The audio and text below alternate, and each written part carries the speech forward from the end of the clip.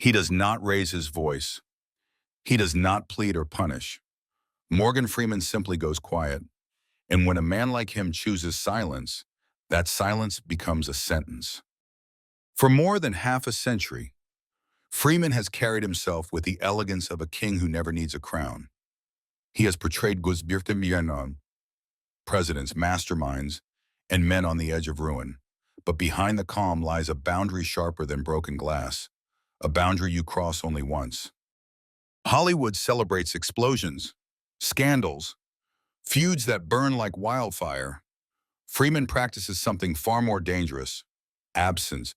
One day you stand beside him in the light.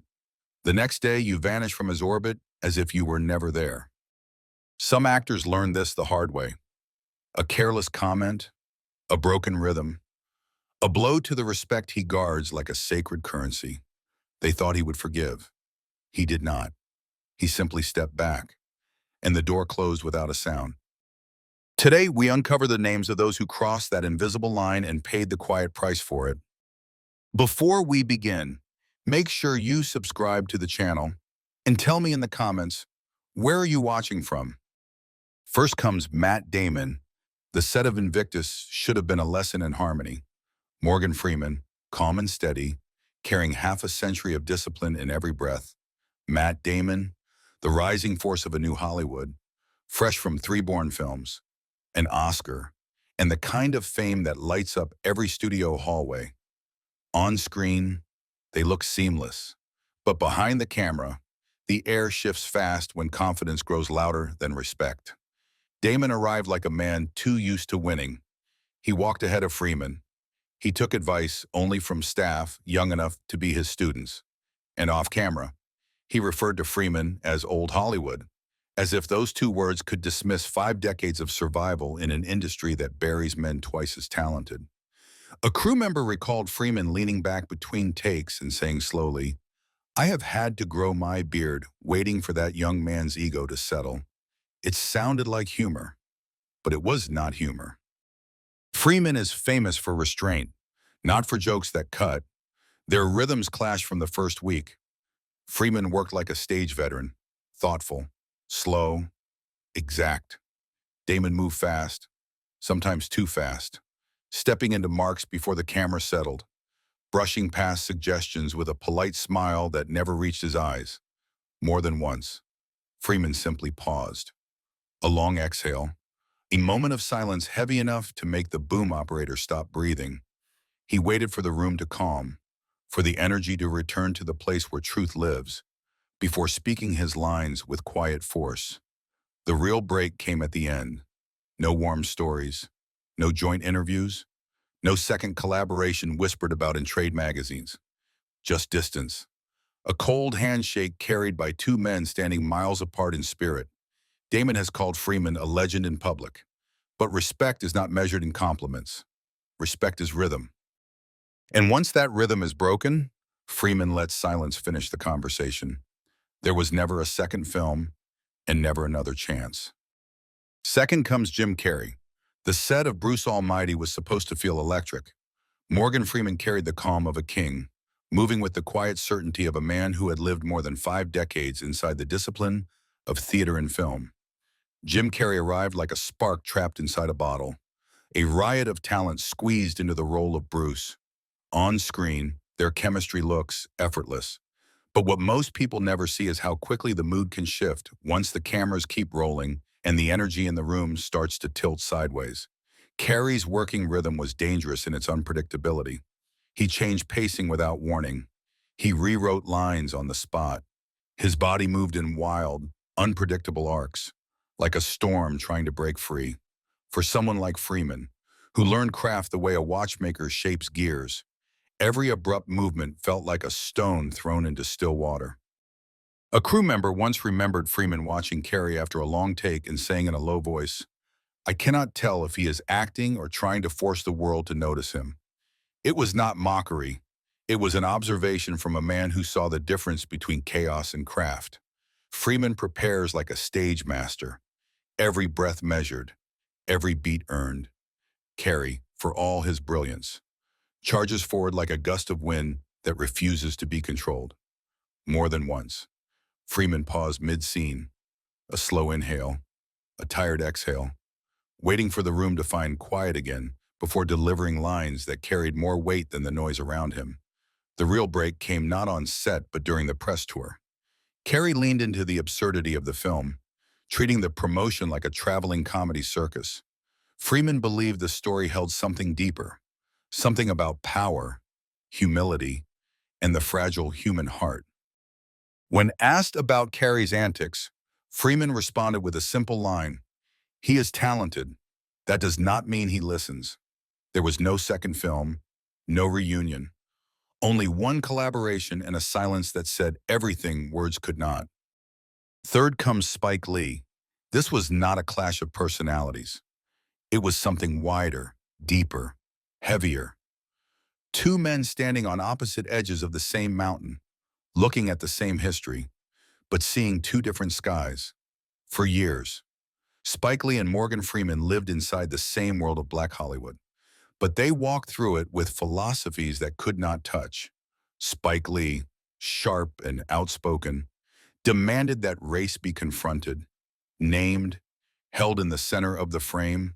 Freeman, calm and firm, believed in a different path, a world where craft rose above color, where the work mattered more than the label placed upon it. The tension began quietly in the early 2000s. Spike Lee gave an interview criticizing actors who, in his words, pretend race does not exist. He did not say Freeman's name. He did not need to. Hollywood heard the echo before the sentence even ended. Freeman responded the way he responds to everything: steady, cold, precise. He said he did not want a special month for Black history. He wanted to be treated like everyone else. Simple words, sharp as a razor. Industry insiders say the temperature between them dropped fast. Project offers arrived on Freeman's desk with Spike Lee's name on them. They went unanswered. Panels that could have featured both were arranged on separate days. Award shows placed them on opposite sides of the room. A silent choreography everyone noticed, but no one dared mention out loud. One producer remembered a round table years ago. Lee spoke with fire. Freeman sat with stone stillness. Two giants, two philosophies, no bridge long enough to connect them. And this is the thing about Freeman. He does not fight. He does not argue. He withdraws. He protects his rhythm the way a musician protects the last clean note in a concert hall. Spike Lee doubled down over the years, speaking openly about actors he believed had grown too comfortable, too willing to step into roles that could belong to anyone. Freeman never bit back. He simply kept walking his own corridor, a corridor lit by 5 decades of consistency and control. There were no collaborations, no attempts at reconciliation, no public feud, just a silence so deliberate that it became louder than any headline. In Hollywood, distance can be a weapon, and between Freeman and Spike Lee, it became a wall no one ever climbed again. Fourth comes Lindsay Lohan. This one did not happen on a set. There were no scripts, no cameras rolling, no crew waiting for the next cue. It happened in a ballroom filled with bright lights, expensive suits, and the kind of forced laughter you hear at industry events where everyone pretends to admire everyone else. Freeman stepped up to speak that night, calm as ever, his presence settling the room the way rain settles dust. He talked about the shifting landscape of Hollywood, about the way standards rise and fall with each decade. Then, with the smallest turn of his voice, he dropped a sentence that sliced the room clean in half. "We have gone from Marlon Brando to Lindsay Lohan," he said, "and I am not sure that is progress." The crowd laughed, but it was the nervous laughter people make when truth arrives without warning. Freeman did not laugh. He did not smile. He simply moved on, leaving the weight of those words hanging in the air like smoke from a blown-out match. To him, Lohan represented a new era he could not understand, an era where tabloid headlines mattered more than preparation, where talent was overshadowed by chaos, where fame became louder than craft. For a man who built his entire career on discipline, patience, and control, that shift felt less like evolution and more like erosion. People at the event said Lohan's face froze. She later asked not to be seated near Freeman at a charity gala. And according to leaked production notes from a scrapped ensemble film 2 years later, Freeman refused to join any project that involved what he called non-serious talent. He did not insult her. He did not attack her. He simply put her in a category and closed the door. And that is the quiet cruelty of Freeman's world. He does not argue your worth. He does not debate your choices. He observes. He decides. And once he decides, there is no path back, no apology deep enough to reset the moment. One sentence ended it. One silence sealed it. Fifth comes Kevin Spacey. And unlike the others, this story does not begin with attention. It begins with admiration. For years, Spacey and Morgan Freeman moved through the same circles, two quiet titans who valued subtlety over spectacle. They attended the same galas, shook the same hands, and sat on the same panels that celebrated the art of restraint. If Hollywood is a storm of loud personalities, these two were the rare calm in the center. But trust is a strange thing. It takes decades to build, and it falls in one night. In the year 2017, when the first allegations against Kevin Spacey surfaced, the industry went silent. No one knew what to say. Most were afraid to speak. Others pretended not to hear. Freeman did something different. He did not speak at all. But his silence was not confusion. It was clarity. Producers close to both men said Freeman immediately withdrew from every joint project connected to Spacey. A stage production they were rumored to co-produce was suddenly canceled without explanation. Press events featuring both names were quietly scrubbed from schedules. Publicists issued short statements like someone turning off a light switch. "We have moved in another direction," they said, and everyone knew what that meant. Freeman had shut the door. One executive who had worked with both men remembered asking Freeman off camera what he thought about the allegations. Freeman looked down, shook his head once, and said softly, "Some things you do not come back from. Not with me." It was not anger. It was sorrow. The sorrow of a man who believed he understood someone, only to discover a fracture so deep it could not be repaired. And that is the center of Freeman's gravity. He has no appetite for chaos, scandal, or betrayal. He lives in a world governed by control, discipline, and respect. And when that world is threatened, he simply retreats to protect what remains. There were no reunions, no attempts at reconciliation, no second chances whispered in the halls of studios. The partnership dissolved without a sound. One moment they stood in the same light.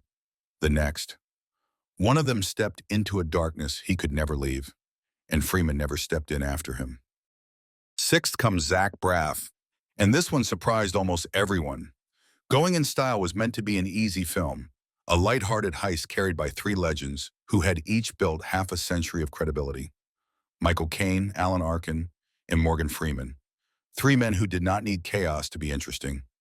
But Zach Braff directed the project with the spirit of someone raised in a completely different Hollywood.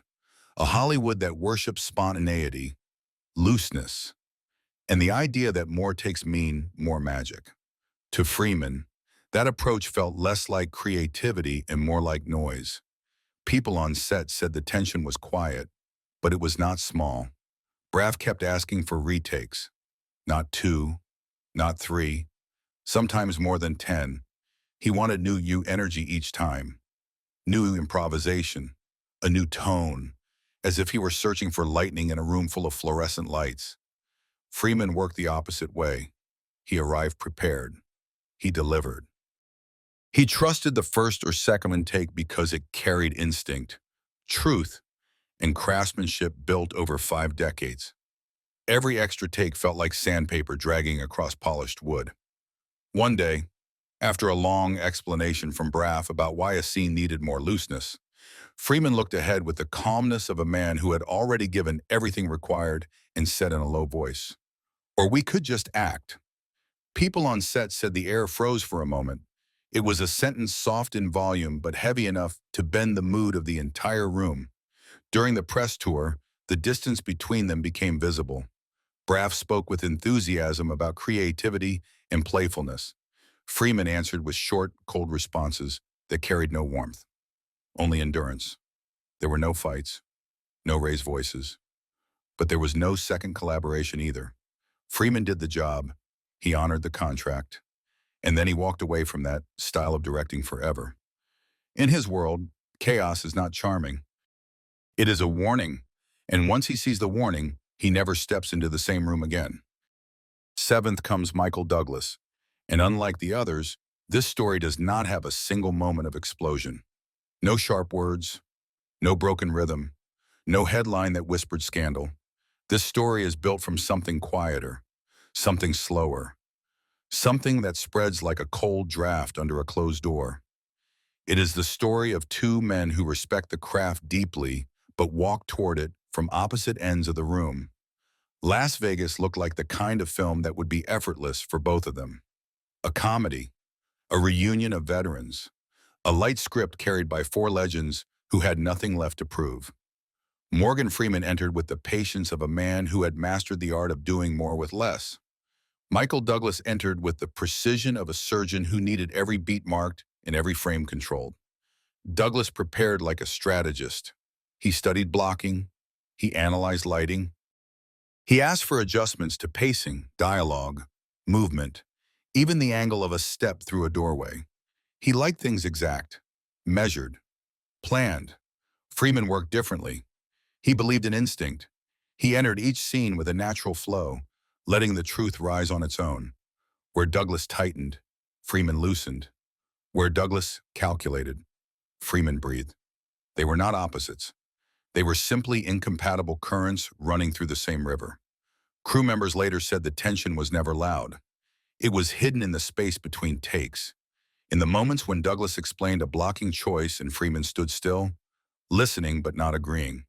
In the way Freeman's eyes drifted away before returning with a silence that said he would do it, but he would not feel it. The moment people remembered most happened during a rehearsal. Douglas was dissecting the timing of a doorway entrance, explaining why it should be half a beat faster. Freeman finally spoke, calm and almost gentle. I do not tell people how to walk through a door. I just walk through it. No anger, no resistance, just a simple truth delivered with the weight of 5 decades behind it. After that, something shifted. They still worked. They still smiled for cameras. But interviews scheduled as a pair were suddenly separated. Press junkets were adjusted without explanation. And when the film ended, both men left the project with a mutual understanding that there would not be a second round. Hollywood never saw a feud between them, but it saw something even more final. Distance. A distance that grew quietly. A distance that never closed. A distance born not from conflict, but from two artists who realized they could honor each other's talent without ever stepping into the same creative space again. And in a Freeman's world, that is enough for the door to stay shut. Softly, forever. When you look back at the 7 people who drifted out of Morgan Freeman's world, one thing becomes clear. This was never a story about anger. It was never about revenge or punishment. It was about a man who built his life on respect and refused to negotiate that foundation with anyone, no matter how famous, talented, or powerful they were. Freeman never raised his voice. He never slammed a door. He simply understood something most of us spend a lifetime trying to learn. Sometimes the greatest form of strength is not confrontation. It is distance. In each chapter of his story, the pattern repeats. A breach of rhythm, a loss of humility, a violation of trust, and then silence. Not the cold kind meant to wound, but the steady kind meant to protect. The kind that reminds you that your piece is worth more than another argument you will never win. If there is a lesson here for any of us, it is this. You do not need to fight every battle. You do not need to prove your worth to people who refuse to see it. You do not need to explain your boundaries to those who step past them again and again. You simply step back. You simply close the door. And if you must, you walk away and never return. A life built on calm is not a life without conflict. It is a life where conflict does not get to stay.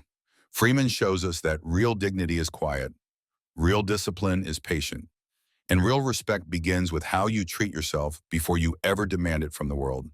So as we end this journey, ask yourself which people in your life bring rhythm and which ones bring noise, which ones lift your craft and which ones drain it. Who deserves a second chance and who has already crossed the line you no longer allow them to cross. If this video gave you something to think about, make sure you subscribe to the channel. Your support helps these stories reach more people who need them. And before you go, tell me in the comments below you are watching this from where, which city, which country. I would love to know where our community is listening from.